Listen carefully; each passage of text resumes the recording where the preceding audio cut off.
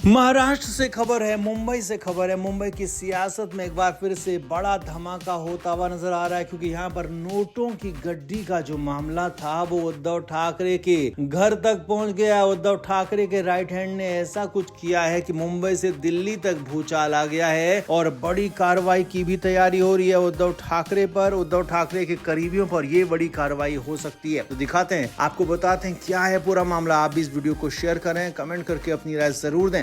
तो महाराष्ट्र में एक वीडियो तेजी से वायरल हो रहा है और ये वीडियो वायरल किया है किसी और ने नहीं बल्कि उद्धव ठाकरे के करीबी अंबादास दानवे ने। जी हाँ, अंबादास दानवे उद्धव ठाकरे के करीबी नेता हैं और उन्होंने एक वीडियो शेयर किया है। उस वीडियो में नोटों की गड्डियां दिख रही हैं और एक दावा किया जा रहा है कि एक विधायक भी उस प्रेम में दिख रहे हैं। हालांकि खबर तो ये भी है कि ये विधायक शिंदे गुट के बताए जा रहे हैं, लेकिन उन विधायक का इस पर रिएक्शन भी आ गया और उन्होंने साफ कहा है कि वो इस पर एक्शन लेंगे और इस वीडियो को पूरी तरह से डॉक्टरेट बता दिया है। अब मामला इतना भर नहीं है, बल्कि मामला इसके बाद उद्धव ठाकरे के घर तक पहुंच गया। जी हाँ, क्योंकि अंबादास दानवे उद्धव ठाकरे के करीबी राइट हैंड हैं, तो उसके बाद अब खबरें ये आ रही हैं कि इस पूरे मामले पर एक्शन हो सकता है। पुलिस कार्रवाई की तैयारी कर रही है। न सिर्फ अंबादास दानवे बल्कि उद्धव ठाकरे के घर तक भी मामला पहुंच सकता है। अगर ये वीडियो फेक हुआ, अगर ये वीडियो गलत हुआ, अगर ये वीडियो किसी भी तरीके से बनाया गया है, किसी भी तरीके से इसको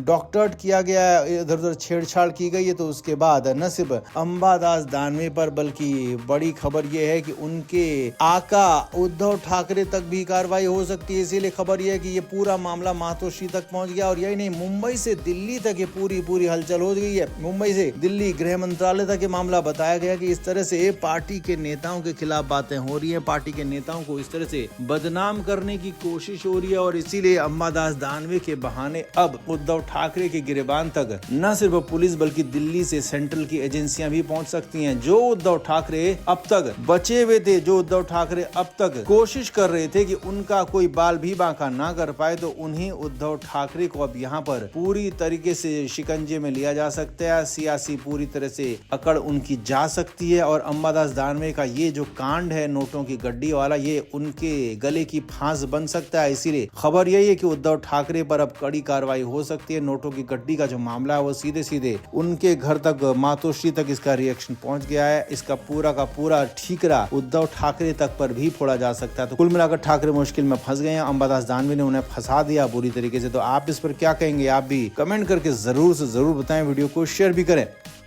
तो संजय राउत को लाख मनाया जा रहा है, लाख समझाया जा रहा है, लेकिन संजय राउत फुल प्रूफ तरीके से पार्टी का काम करने के लिए वापस नहीं आ रहे हैं। उद्धव ठाकरे मिलने गए, राज ठाकरे मिलने गए और संजय राउत ने बात हल्की फुल्की मानी भी। कुछ कार्यक्रमों में एक मीडिया की पीसी में भी शामिल हुए और कुछ बयान भी जारी किए, लेकिन फिर से वापस वही ढाक के 3 बाद घर जाकर संजय राउत सो गए कान में रुई डालकर, यानी कि किसी की बात को सुनने से ही इनकार कर दिया। क्यों और इसकी वजह जो सामने आ रही है वह हैरानी भरी है। सूत्रों के मुताबिक खबर है कि इस बार अब संजय राउत के पॉलिटिकल गेम को आगे बढ़ाने के लिए उनकी पत्नी वर्षा राउत डील कर रही हैं, क्योंकि वर्षा राउत को लगता है कि संजय राउत इमोशनली गलत फैसले ले लेते हैं जो उनके लिए, उनके परिवार के लिए, उनके कार्यकर्ताओं के लिए भविष्य में गलत साबित होते हैं। इसीलिए अब इस बार मोर्चा संभाल लिया है राउत की पत्नी वर्षा राउत ने और वर्षा राउत ही उद्धव ठाकरे से डील कर रही है कि संजय राउत की जो शर्तें थी उनका क्या हुआ। हालांकि इधर इस बीच उद्धव ठाकरे ने भी संजय राउत को फाइनल और आखिरी अल्टीमेटम दे दिया है कि अब अगर पार्टी का काम वापस करने के लिए आप लौटे तो ठीक है, नहीं तो आपको हमेशा के लिए टाटा बाय बाय बोल दिया जाएगा। और इसके लिए 15 दिसंबर की तारीख भी तय कर दी है। संजय राउत को उद्धव ठाकरे की तरफ से 15 दिसंबर तक का अल्टीमेटम दिया गया है कि आप वापस काम पर लौटिए, वापस पार्टी का काम देखिए, संभालिए, और अगर आप नहीं लौटते हैं तो उसके बाद आपकी वापसी न तो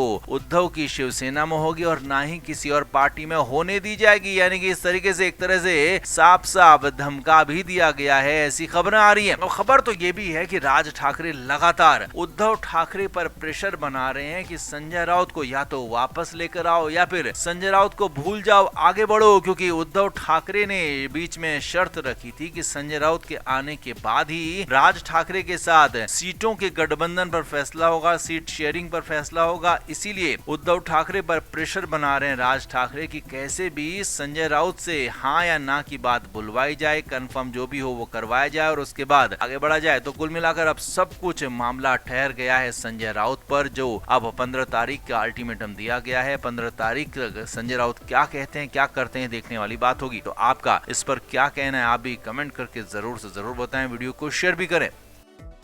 तो उद्धव ठाकरे कोशिश कर रहे हैं कि महाराष्ट्र में महाविकास अघाड़ी बना रहे और चुनाव में एक साथ सब लड़ें, लेकिन कांग्रेस की तरफ से एकला चलो की राय दी जा रही है, कहा जा रहा है, नारा दिया जा रहा है और कांग्रेस कोशिश ये कर रही है कि अकेले ही बीएमसी चुनाव में लड़े और अकेले ही आगे बढ़े। भले ही छोटी पार्टियों को साथ लेना पड़े, लेकिन कांग्रेस उद्धव ठाकरे की पार्टी के साथ जाना नहीं चाहती है, क्योंकि उद्धव ठाकरे राज ठाकरे के ज्यादा करीब दिख रहे हैं। अब ऐसे हालात में लगातार कोशिशें हो रही हैं कांग्रेस को मनाने की, लेकिन कांग्रेस के स्थानीय नेता, प्रदेश के नेता उद्धव ठाकरे की बात सुन नहीं रहे हैं, मान नहीं रहे हैं। अब सूत्रों के मुताबिक खबर है कि उद्धव ठाकरे ने इसी को लेकर राहुल गांधी से बात करने की कोशिश की, राहुल गांधी से फोन पर बात करने की कोशिश की, लेकिन यहाँ पर उल्टा उद्धव ठाकरे को ये फटका लग गया, बड़ा वाला, बहुत बड़ा वाला। जी हाँ, खबर यह है सूत्रों के मुताबिक कि राहुल गांधी ने उद्धव ठाकरे को साफ साफ दो टूक शब्दों में कहा कि अगर बात होगी तो बराबरी की होगी, बड़ा भाई छोटा भाई यहाँ पर कोई भी नहीं होगा। अब सभी जानते हैं कि उद्धव ठाकरे महाराष्ट्र की राजनीति में खुद को सबसे बड़ा मानते हैं, चाहे वो सरकार में हो या नहीं हो। अभी भी भले वो सत्ता से दूर है, उनकी पार्टी की गत बहुत खराब हो चुकी है, लेकिन अभी भी वो खुद को मुख्यमंत्री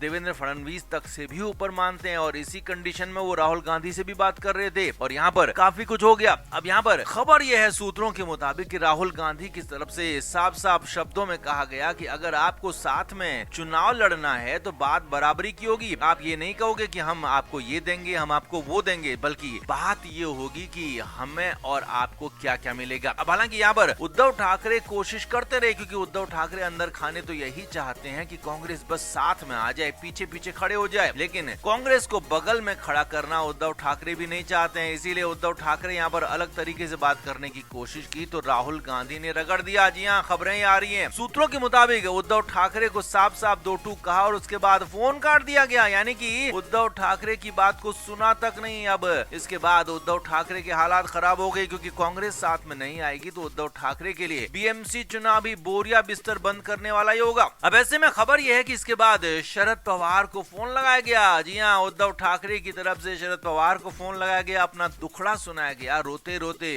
शरद पवार को बताया गया कि राहुल गांधी से बात हुई और राहुल गांधी बात मान नहीं रहे। अब यहाँ पर शरद पवार तो खुद आखिरी दौर चल रहा है उनका जिंदगी का भी और उनकी सियासत का भी, इसीलिए वो चाहते हैं कि उनकी पार्टी कैसे भी जिंदा बनी रहे। इसीलिए वो कोशिश कर रहे हैं कि सभी पार्टियां एक साथ आ जाएं, लेकिन कांग्रेस फिलहाल शरद पवार की भी बात नहीं सुन रही है। लेकिन यहाँ पर हालांकि शरद पवार ने भरोसा दिया है कि वो उद्धव ठाकरे के साथ रहेंगे, लेकिन कितना साथ रहेंगे शरद पवार की सियासत को जानते हैं। वो ये भी जानते हैं कि शरद पवार कब किसके साथ होते हैं, कब किसका साथ छोड़ते हैं, ये खुद शरद पवार के सबसे करीब रहने वाले को भी नहीं पता होता। ऐसे में यहाँ पर उद्धव ठाकरे अब 2 से 3 मोर्चों के साथ एक साथ लड़ रहे हैं। चाहे पहला मोर्चा एक कांग्रेस के साथ का मोर्चा हो, जिसमें कांग्रेस को साथ आने की कोशिश की जा रही है, मगर वो आ नहीं रहे हैं। दूसरा मोर्चा संजय राउत का मोर्चा है, संजय राउत भी लगातार अपनी मनमानी पर उतरे हुए हैं, उद्धव ठाकरे की बातों को नहीं सुन रहे हैं। और तीसरा सबसे बड़ा मोर्चा उद्धव ठाकरे के लिए एकनाथ शिंदे वाला मोर्चा है, क्योंकि एकनाथ शिंदे का गुट पूरी तरीके से सिर्फ और सिर्फ उद्धव ठाकरे को हराने को चलने पर जुटा हुआ है। तो ऐसे में 3 मोर्चों पर लड़ रहे उद्धव ठाकरे के लिए नई मुसीबत ये आ गई है कि यहाँ पर अब शरद पवार भी उनकी बात मानेंगे, सुनेंगे, ये कंफर्म नहीं है। तो आप इस पर क्या कहेंगे, आप भी कमेंट करके अपनी राय जरूर से जरूर दें, वीडियो को शेयर करें। Flame media report.